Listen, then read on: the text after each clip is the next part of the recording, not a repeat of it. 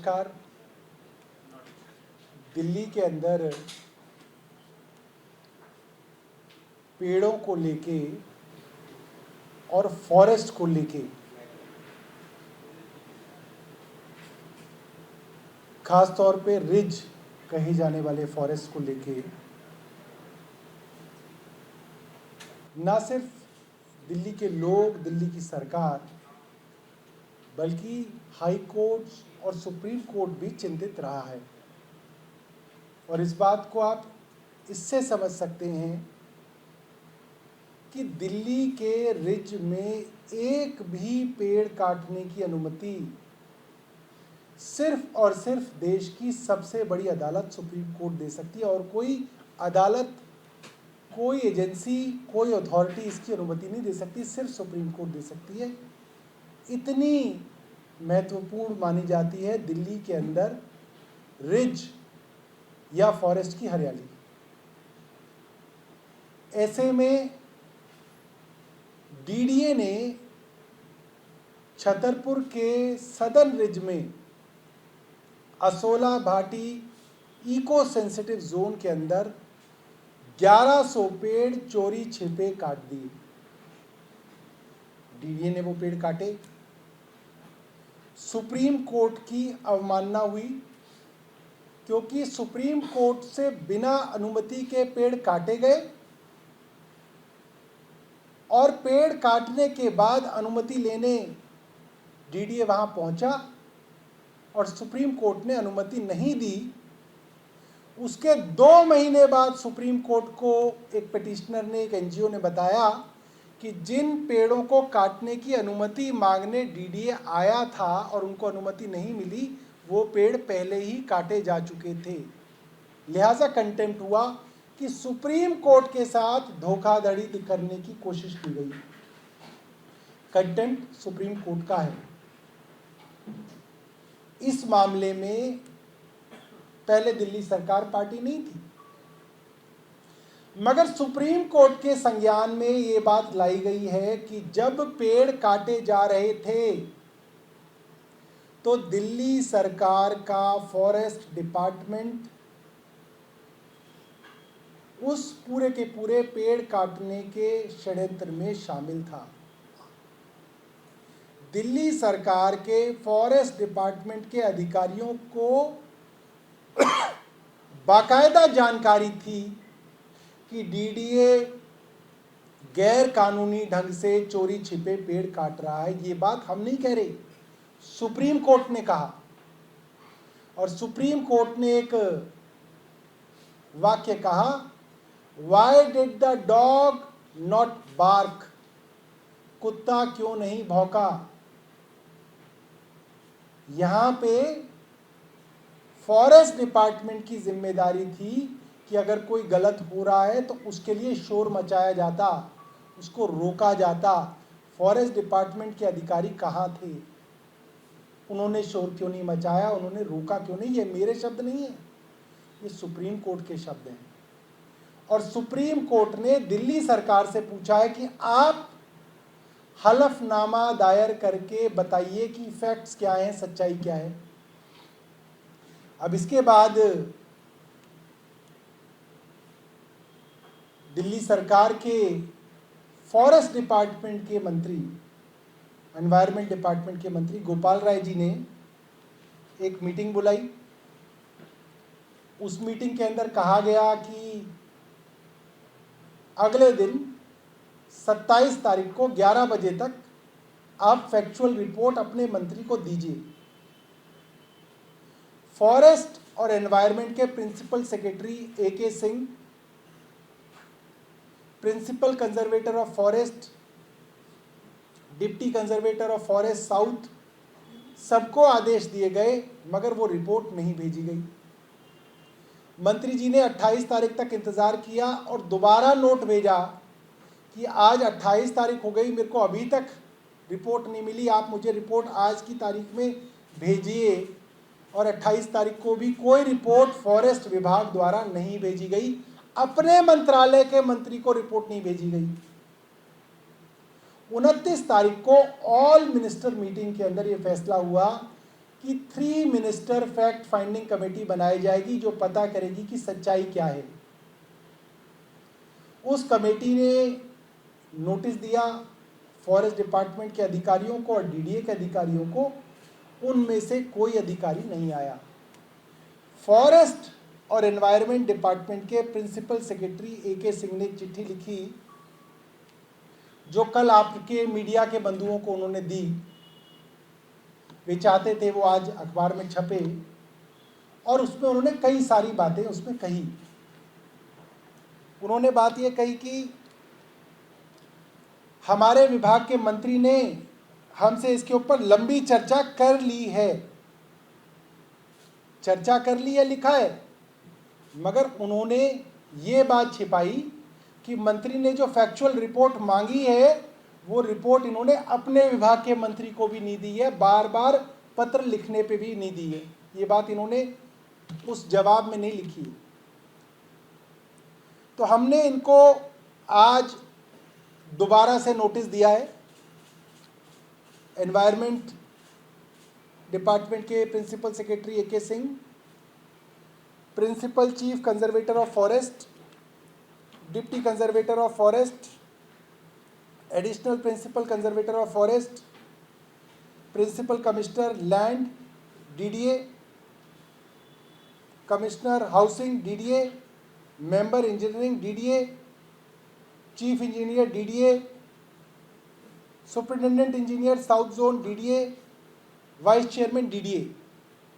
और इसमें हमने ये सारी बातें बताई हैं। हालांकि नोटिस में हमें कोई ज़रूरत नहीं है ये बताने की कि आपको क्यों आना है, मगर क्योंकि कल उन्होंने आप मीडिया के साथियों को वो अपना जवाब साझा किया और ऐसा दिखाने की कोशिश की कि पता नहीं क्या इलीगैलिटी हो रही है जिस कारण वो इस कमेटी में नहीं आएंगे, तो इसका जवाब जो है उनको आज हमने भेजा है। उसमें सबसे पहले ये लिखा हुआ है कि आपके विभाग के मंत्री ने आपसे कई बार रिपोर्ट मांगी है, आपने अपने विभाग के मंत्री को भी रिपोर्ट नहीं दी है, क्योंकि उन्होंने उस जवाब में कल लिखा था कि भाई अगर हमसे कोई पूछेगा तो हमारे विभाग के मंत्री पूछेंगे, हम किसी और मंत्री को क्यों बताएं। और TBR को कोट किया था उन्होंने, ट्रांजैक्शन ऑफ बिजनेस रूल्स को। तो उसी ट्रांजैक्शन ऑफ बिजनेस रूल्स के अंदर 19(3) है जो ये कहता है कोई भी मंत्री दिल्ली सरकार का किसी भी विभाग के किसी भी अधिकारी से कोई भी जानकारी मांग सकता है। ये TBR में ही लिखा हुआ है और यहाँ तक लिखा हुआ है कि अगर वो जानकारी गुप्त है, सीक्रेट है, तो उस विभाग के मंत्री से अनुमति के बाद वो जानकारी देनी पड़ेगी। और ये जो कमेटी का फॉर्मेशन हुआ है उस विभाग के मंत्री गोपाल राय जी की अनुमति से हुआ है। गोपाल राय जी खुद ऑल मिनिस्टर्स मीटिंग के अंदर थे, इसलिए उनकी एक्सप्रेस कंसेंट है इसके अंदर कि ये कमेटी बनाई गई है। तो जो TBR वाला बात है ये पूरी तरीके से झूठ है और ये फ्रिवलस है। इसके अलावा प्रिंसिपल सेक्रेटरी ने अपने खत में कहा, और बड़ा अजीब है कि उन्होंने कैसे अपने खत में इतना बड़ा झूठ लिख दिया।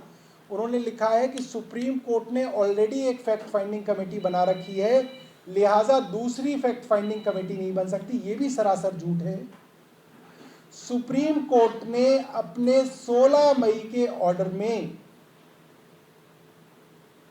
फॉरेस्ट सर्वे ऑफ इंडिया को ये जिम्मेदारी दी है और उनके साथ 2 इंडिपेंडेंट एक्सपर्ट्स को ये जिम्मेदारी दी है कि इस पेड़ के कटने से, इन पेड़ों के कटने से एनवायरनमेंट को क्या क्या नुकसान हुआ है उसको वो देखेंगे और दोबारा से वहाँ पे रिस्टोरेशन कैसे की जा सकती है पेड़ों की, उसके बारे में वो कोर्ट को रिपोर्ट देंगे। वो कमेटी जिसके बारे में AK सिंह साहब ने लिखा है, ऐसी कोई कमेटी सुप्रीम कोर्ट ने नहीं बनाई जिसका काम फैक्ट फाइंडिंग है। लिहाजा AK सिंह देश की सबसे बड़ी अदालत के ऑर्डर को मिस रिप्रेजेंट कर रहे हैं, मिस इंटरप्रेट कर रहे हैं और लोगों को मिसलीड कर रहे हैं, और ये क्लियरली कंटेम्प्ट ऑफ कोर्ट है और इस बात को हम कोर्ट में बताएंगे। तीसरी बात, मुझे लगता है ये बात तो सारे पत्रकार जानते होंगे और आम लोग भी जानते हैं, कोई भी मंत्री कितनी भी बार मल्टी डिपार्टमेंट मीटिंग्स बुलाता रहता है। मैं खुद जब जल बोर्ड का अध्यक्ष था तो मैंने कई मीटिंग्स बुलाई जिसके अंदर environment secretary, principal environment secretary खुद AK सिंह आते थे, एनवायरनमेंट डिपार्टमेंट के अफसर आते थे, PWD के अफसर मेरी मीटिंग्स के अंदर आते हैं। बल्कि मंत्री तो बहुत दूर की बात है, विधायक भी अगर मीटिंग बुलाए तो उसके अंदर सभी विधायक के अधिकारी, सभी डिपार्टमेंट्स के अधिकारी और सभी विभागों के अधिकारी अक्सर आते हैं।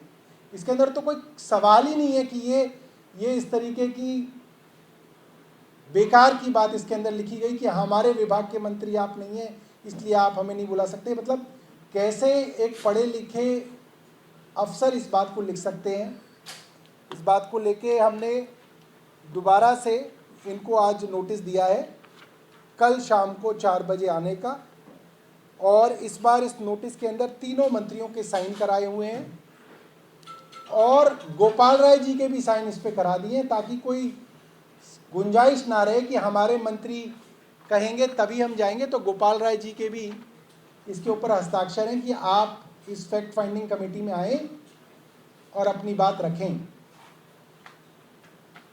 सवाल इस नोटिस का और कुछ अफसरों के आने या ना आने का नहीं है, सवाल इससे बड़ा ये है कि इन अफसरों के ऊपर किसका दबाव है कि अफसर इस कमेटी में आके सच नहीं बताना चाहते, कि अफसर अपने मंत्री तक को इसके विषय में सच नहीं बताना चाहते, अफसर इसकी रिपोर्ट अपने मंत्री को भी नहीं देना चाहते।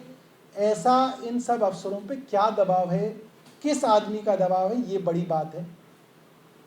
क्योंकि कुछ तो दबाव इन अफसरों पे रहा होगा। मैंने पहले भी आपको कहा था, एक पेड़ RWA छटाई कर दे, एक पेड़ की छटाई अगर RWA कर दे तो फॉरेस्ट डिपार्टमेंट उसको 50,000 रुपये का फाइन लगाता है और लेता है, उससे FIR अलग से दर्ज कराता है। फॉरेस्ट विभाग के अधिकारियों की ऐसी क्या मजबूरी रही होगी कि 1100 पेड़ एक जंगल के अंदर काटे गए, प्रोटेक्टेड जोन के अंदर काटे गए और उन्होंने चू भी नहीं करी। उनको बार बार शिकायतें दी गई फॉरेस्ट डिपार्टमेंट को और उन्होंने चू भी नहीं करी। और खुद सुप्रीम कोर्ट ने कह दिया कि फॉरेस्ट के अधिकारियों को पूरी जानकारी थी, मगर उसके बावजूद भी उन्होंने नहीं रोका। इसका क्या कारण है? ये बहुत गंभीर सवाल है और इस सवाल के साथ ही मैं इस प्रेस वार्ता को जो है कंक्लूड कर रहा हूँ। आपके पास कोई सवाल हो तो आप पूछ सकते हैं। 4 बजे कल।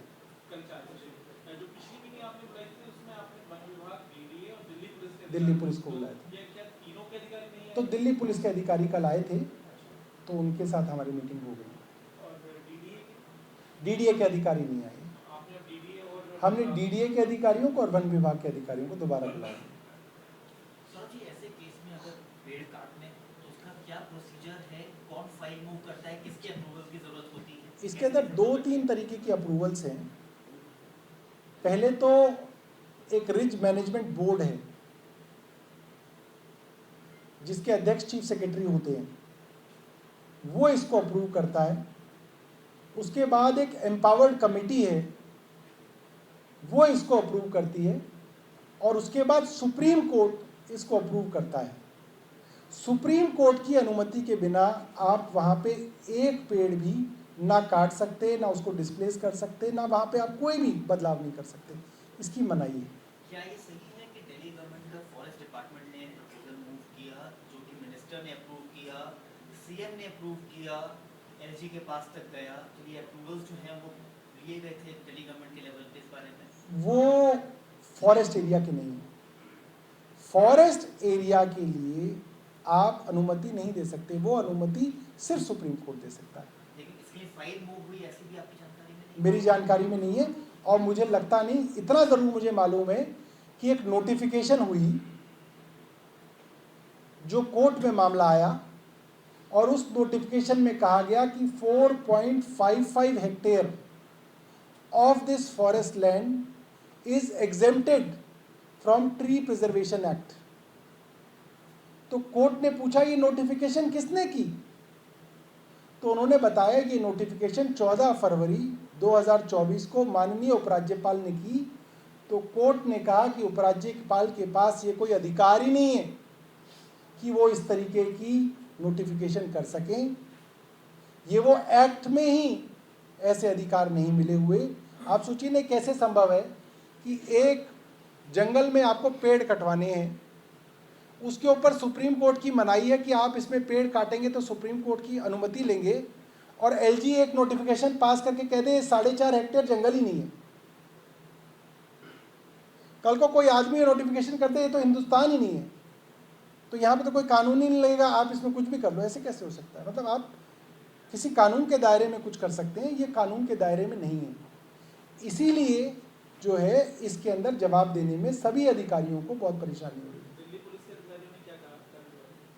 देखिए वो क्योंकि कमेटी की प्रोसीडिंग है, वो हम अपनी रिपोर्ट जब सुप्रीम कोर्ट को देंगे तो उसमें देंगे। सर जी, एक एलजी की तरफ से ये आरोप लगा है कि अस्पताल की जो एक्सटेंडेड बिल्डिंग थी उसके बनने में बड़ा घोटाला हुआ है। 465 करोड़ का टेंडर था जो कि बढ़ाकर 1135 करोड़ कर दिया, यानी कि 670 करोड़ रुपए की उसमें बढ़ोतरी कर दी गई। आरोप लगाए गए हैं और जांच की बात। किसने किए हैं? मंत्री ने किए हैं, अधिकारियों ने किए हैं, किसने किया? ये विजिलेंस की कोई रिपोर्ट थी, उस पे नहीं, ने कहा है कि इसका ये जो बढ़ाया गया है किसने बढ़ाया? मंत्री ने बढ़ाया है, अधिकार कैबिनेट ने अप्रूव कैबिनेट में अप्रूव हो गया, कैबिनेट ने भी मार्च में अप्रूव मार्च में अप्रूव हुआ है। बढ़ाया किसने है? पीडब्ल्यूडी, क्योंकि इसको कमीशन वर्क कर रहा था तो हाँ, पीडब्ल्यूडी। तो अगर कैबिनेट में गया है तो बाकायदा फाइनेंस से गया होगा। भाई कैबिनेट में कोई भी चीज़ जाएगी तो उसको पहले फाइनेंस अप्रूव करेगी, उसको लॉ अप्रूव करेगी, उसको पीडब्ल्यूडी अप्रूव करेगी, बाकायदा अधिकारी उसको वेट करेंगे। तो पूछा जाना चाहिए कि क्या है। किसी भी चीज़ को आप बोल दीजिए भ्रष्टाचार हुआ, ऐसे कोई ना होता है, ऐसे कोई ना चलता है।